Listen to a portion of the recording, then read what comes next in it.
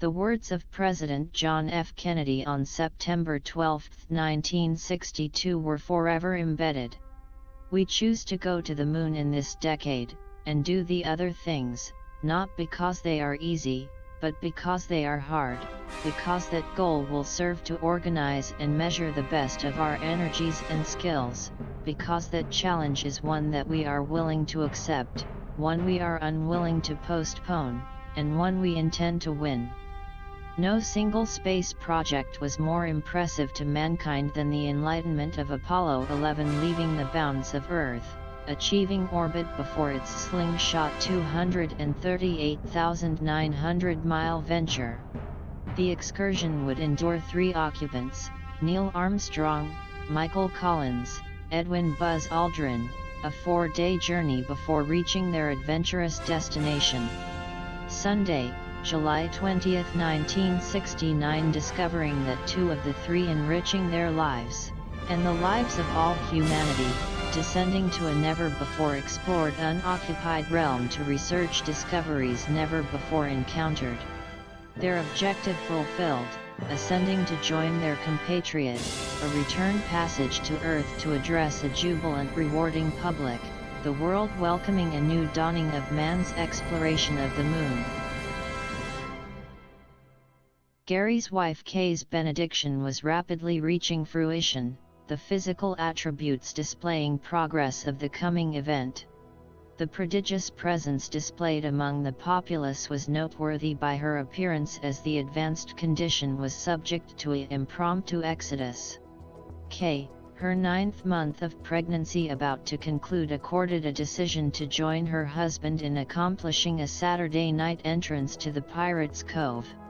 At the piano bar presentation, Gary and guitarist Jerry Willis, paired with Jan Lahan, were in the midst of performance when Darlene, Jerry's wife, approached, remitting a communication to Gary at the piano. Kay's water just broke, and her labor pains have started. The musical group immediately proceeded to intermission, Gary conversing with the expectant mother, questioning a program of conjectures. Kay concluding, because the labor malady had just begun, and the band having only 1 set remaining, she could wait for the conclusion of the music interlude.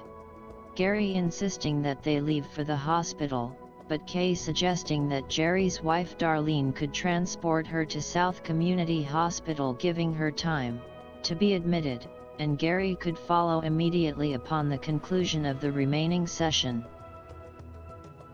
Gary arriving at South Community, meeting Darlene, extending his appreciation, soon discovering the maternity floor void of populace except for the white-clad nursing personnel at the nurses' station, and to his surprise discovering Kay was in delivery.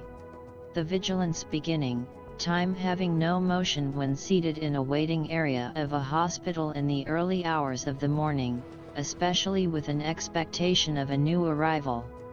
The quiescence finally breached, with the gifted presentation of a daughter, Gary and Kay proclaiming the bestowal of Marlo Cherise on July 27, the world to acknowledge another new dawning.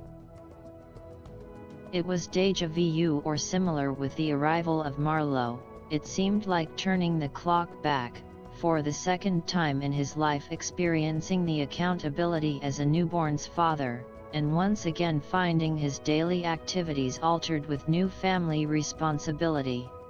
With Kay's return to work, he recalled his morning routine of the past with his son Scott, the early morning wake-up call, rising to fashioning bottles of formula from condensed milk and corn syrup in a sterilizer, but times had changed. The sterilization procedure no longer a necessity with the advent of Similac, the days of home-produced formula having gone the way of the horse and buggy. Also with the introduction Pampers disposable diapers, the need for the pickup and delivery diaper service was no longer needed. Gary appreciative and every thankful that his mother-in-law and Kay's grandmother resided but 4 doors down the street, and that great-grandma Sarah never hesitated to babysit when called upon. With the new family addition, Kay's FAA position, and Gary's steadfast employment at the Pirates' Cove, a meaningful air of life's purpose was experienced, contentment prevailed with another new dawning.